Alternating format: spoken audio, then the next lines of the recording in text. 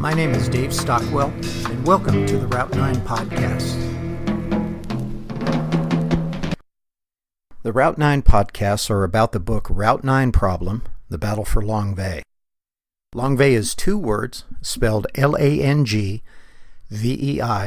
but pronounced Langvay, and it was the name of the U.S. Special Forces camp overrun by 1,000 North Vietnamese Army soldiers led by 13 Russian-made tanks in 1968. It was the first time the North Vietnamese Army used tanks in the Vietnam War.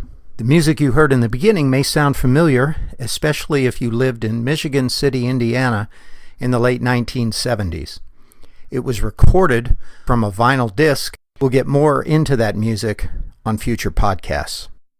Today's quote comes from noted American author and poet Maya Angelou, who once said, "There is no greater agony than bearing an untold story inside you." And I know I feel that way about writing about Langvay, and I'm sure you feel that way about writing your book too. Today's podcast has two parts. One part is the story of the battle for Langvay, and the other part is the story on how the book was self-published. I self-published Route 9 Problem, and if you're writing a book and looking into the world of self-publishing, you may pick up something here that'll help you on your book's journey. You can email me at davidbstockwell@gmail.com if you want to be a guest on this podcast, advertise, ask a question, or leave a comment. And ask for a copy of the free guide to Route 9 Problem if you're not familiar with the story. If you just want to order the book, you can get it on Amazon, Barnes & Noble, Facebook, or the book's website at langveibattle.com. That is Langvei battle.com. It's also available on ebooks everywhere.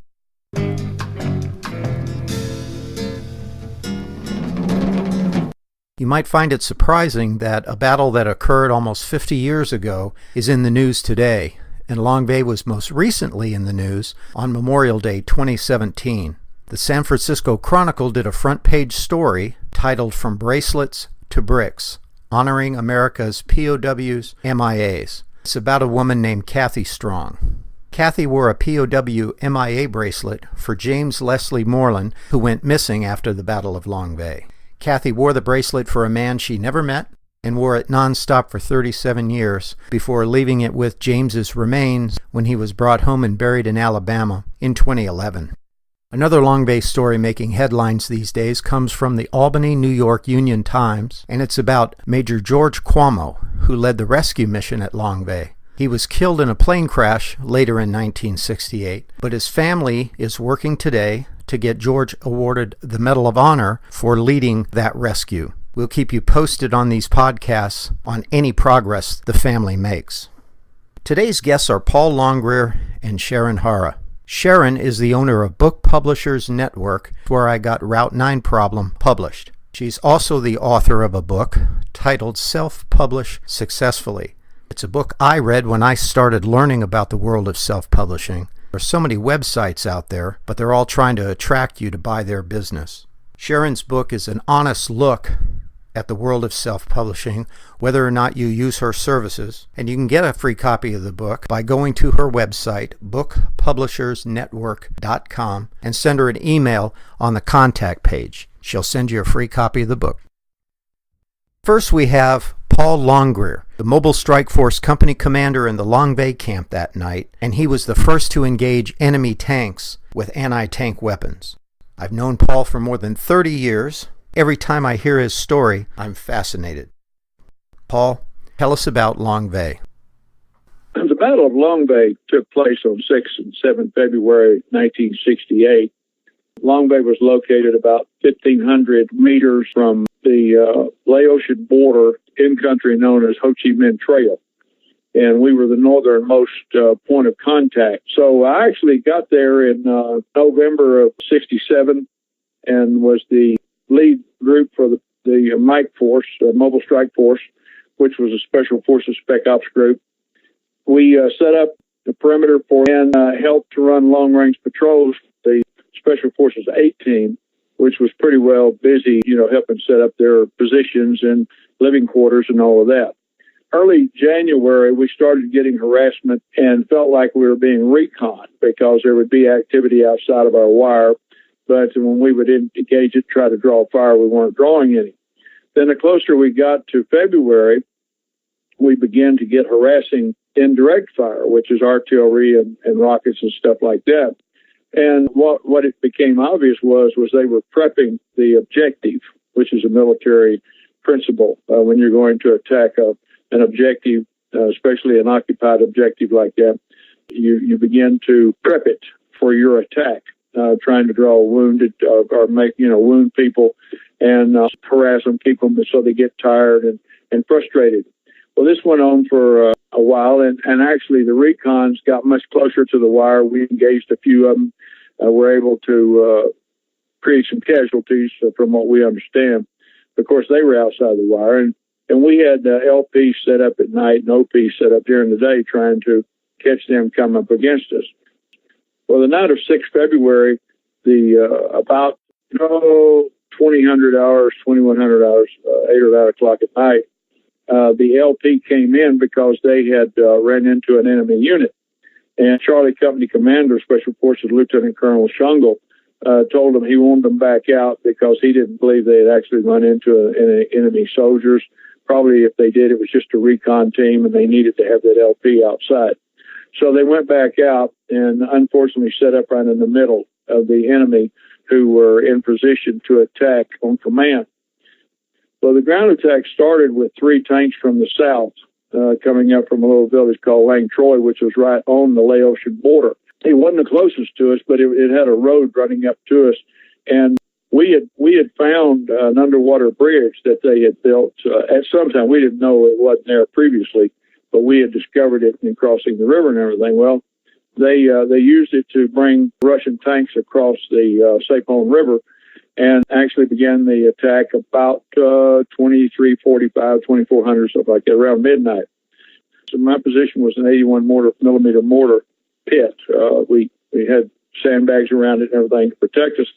John Hurley occupied it, and then during the battle, another staff sergeant, Dennis Thompson, came running. Well, about that time, the first tank rolled up and took the first law. I think Sergeant Thompson defended it for me. The third or fourth rocket that he handed me, Laws, a light anti-tank weapon rocket, that he handed me actually fired, and it hit the tank that was coming at us, hit the tank right in the front, and just sort of made a splattering sound and went straight up in the sky like a fireworks rocket or something.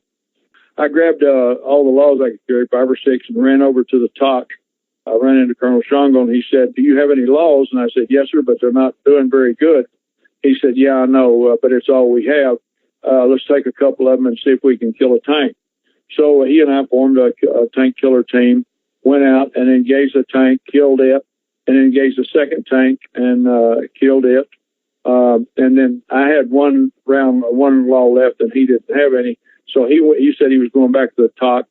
And then I went looking for my positions to make sure they were okay, and went around to where Brandy had been, Gordon Brandy. And I couldn't find him, but there was a lot of signs. There were a lot of dead bodies, some tremendous fighting going on over there.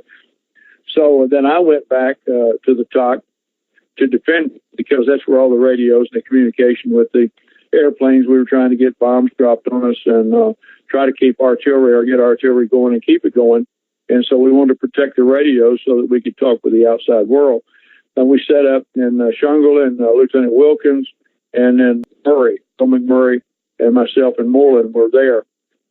4 sappers come sneaking across the top of the perimeter, and I happened to see them, and nobody else could see them, so Colonel Shungle told me to take them out. So I fired them up, and then Moreland threw a hand grenade over. Well, when the hand grenade went off, it got a tank's attention. A tank rolled up on the top of the hill there at the last second, and he saw the explosion, and then he looked, and I guess he saw us standing in front of the TOC. And he turned his barrel toward us. Well, I'd already been there, done that. So I went down in the TOC to see if they had any laws down in there. He fired around and blew in the entrance to the TOC, Tactical Operations Center. And from that point on, then I was inside the Tactical Operations Center. We're going to stop there for now, and in the next podcast, Paul will pick it up from there and explain what happened to him miraculously that day at Longvay.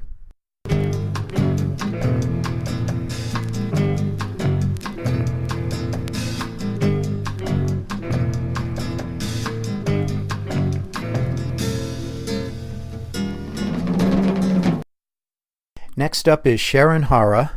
She's the publisher of Book Publishers Network and the author of the book Self-Publish Successfully. She joins me today by describing the difference between the old vanity publishing and today's self-publishing. If you're older like me, you remember the vanity presses of long ago, and Sharon's going to explain how that has morphed into self-publishing in 2017. Sharon? In the old days, people used to turn over their books to a vanity press who would take them and edit them and do a cover. And when the editing was done, it wasn't necessarily in conjunction with what the author wanted or didn't want. And oftentimes, when covers were done, they were done and an author had to take it or leave it. The way that I look at self-publishing in 2017 is that, and the way that I work with my clients, is that the book always belongs to the author. It's not my book and it's not my editor's book. The book belongs to the author, and the authors deserve to have their books done the way they want them. They need to feel the way they want them. They need to sound the way they want them. When editing is done, there's two things. An editor should never, ever change an author's voice or an author's style. The editing should be done in keeping with the way the author wants to sound, and their style should be kept. In the old days, with regards to vanity publishing, sometimes those publishers would take books and just either hack them to pieces or add material to make them bigger that wasn't kosher, so to speak. It doesn't work much anymore for people who want to publish their books these days. You know how much we worked with you to get your book the way you wanted it and have it come out the way that you wanted it. Oh, sure. I'm indebted to Laura for her work on the cover, to Melissa for designing every aspect of the pages, to Julie for her masterful editing, and to Sam for the index. It just doesn't get any better than that. Dave, if we hadn't worked as hard as we worked on your book, you wouldn't have won 3 awards either. Well, you're right. Those awards certainly were blessings. Sharon, can you go more into editing, especially for someone who doesn't want a commercial book like I did, but rather wants to write a personal memoir for family and friends? There's basically 2 types of editing. There's substantive editing and there's copy editing.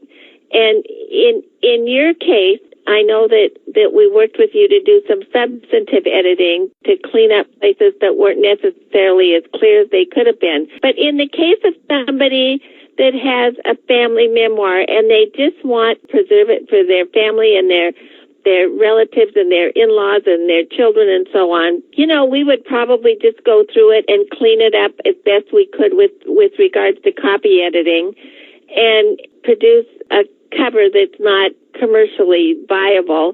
But we do that for people as well. Does that make an author's relationship with Book Publishers Network an exclusive one?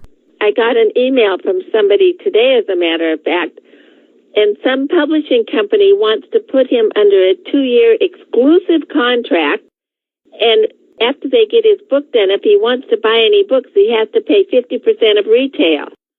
I mean, come on here. That's ridiculous. And the author would have to pay the fees to get his book published. We see a lot of older people who want to have their book published, and sometimes for commercial purposes and sometimes for just family and friends, but they don't know the questions to ask and they don't know what they don't know. And so they get roped in with these internet publishers and they get taken for a loop. And then one day they wake up and realize that they, made a horrible decision. Anytime I hear the word exclusive, I run as far away and as fast as I can. I'm currently working with a woman from New York who has written a couple books on divorce. I mean, they did one book for her and they haven't done it well, so it looks like we're going to be redoing it. But they own the copyright. The publisher owns the copyright. And so I was talking to her today about, she's got to figure out a way to get them to release the copyright because this dumb publisher owns the copyright. You should never, ever, under any circumstances whatsoever, relinquish your copyright to anybody, ever. Give an example of how you helped an author when another self-publisher failed. And a story that your audience can relate to, one of my favorite self-publishing stories is a gentleman who was a retired Major General in the Air Force, and he had a memoir called When a Man Loves to Fly. And I'll never forget him sitting at my conference room table and literally crying his eyes out because he had worked with this scammy internet publisher who had put Navy airplanes on his cover. Poor man was just mortified, and he said, Sharon, I can't show this book to anybody. I said, well, he said to any of my peers, I said, well, of course you can't. And so I talked to the publisher, and I said, look, you really screwed this guy over, and you didn't do a good job on his cover, and you need to fix it. Well, they totally refused. They absolutely refused. And so we redid the cover and we got his book out for him and he was a happy camper. It was just a sad story because they would not help him at all. And they didn't even acknowledge what they had done wrong. It is horrible. Yes, I had to charge him to redo his cover and then he already had printed copies of his book which he had to throw away. You wrote a book about self-publishing that helped me begin to understand the new world of self-publishing. Tell us about it. People don't know the questions that they don't know to ask. As you well know, the publishing world is a whole different ballgame than you've probably ever been involved with in your whole entire life. The title of my book is Self-Published Successfully, and it's a very short book. It's 108 pages long, and I jokingly tell people that it's a 2-bathroom read. Quick and easy. There are books that are written on editing and there's books that are written on cover design, but I try to cover the important points in each chapter and to at least give somebody a fairly solid overview of what they need to look for in terms of publishing their book. For instance, one of the things is if somebody is going to self-publish their book and try to do it basically on their own, without assistance from somebody like me. If you look around for editors, anybody, Tom, Dick, and Harry, can hang out a shingle that says they're an editor. And when you're looking around for an editor, you need a professional editor. You need someone who earns their living editing. And you also need to make sure that they use what's called the Chicago Manual of Style. Librarians are the pickiest people on the planet. And librarians will typically only look at books that are edited using the Chicago Manual of Style. And so if someone is looking around for an editor, professional editor, ask them to take a chapter and do a sample chapter and take a look at what they've done. Ask them for references. Those are my 2 best suggestions for finding a good editor. What about finding a good artist to help make your book cover? And then when it comes to cover design, there's lots of graphic artists out there, and there's a lot of them that say that they can do book covers. But you need to look for a graphic designer who is a book cover designer, and that is basically all they do, because they know that the way to design a book cover that makes it artistically pleasing and commercially viable. And the graphic designers that I use, Laura pretty much, who does my covers, she loves doing covers, but she will not do the inside. And on the other hand, Melissa loves doing the inside, and she doesn't particularly want to do cover design. You just need to ask lots of questions. And if you're looking around for a cover designer, look at the covers that they've designed and what do they look like. Describe the importance of a good book cover. A good cover is basically what I say in my book is the smashing together of the author and the content and the market. And if you're able to take those 3 elements and put them together on a cover, you should have a pretty good cover. Sharon, talk a little more about adding an index to a book. Is an index necessary? Well, Dave, not every book requires an index. And of course, definitely yours did. And I looked around for people that are a member of the API, Association of Professional Indexers. In order for those people to keep up their certification, they have to go to school every once in a while and so on. And so if you're going to have an index, hire a professional indexer. But there are several computer software programs, but they do not do the level of indexing that a professional indexer would do. And so sometimes I get books from people and they want an index and they've done this computer thing that I could do as good a job as what that computer does, and I'm not an indexer. Make sure that if you're putting forth the time and the effort and the energy to do a book and you want a quality product, be willing to hire some professionals to help you do a good job. Sharon's going to end it there today. And on the next podcast, she'll pick it up talking about a subject that's near and dear to her heart and mine, and probably yours, and that is predatory publishers and what to look out for when you're trying to self-publish your own book. Paul Longrear is going to continue his story about the Battle of Longueval, and it is a miraculous one. We'll end it with today's quote from Maya Angelou: "There is no greater agony than bearing an untold story inside you." And I encourage you to keep writing your story. We'll have some more information about that music you heard at the beginning of the podcast. And until the next Route 9 podcast, this is Dave Stockwell saying happy reading and happy writing.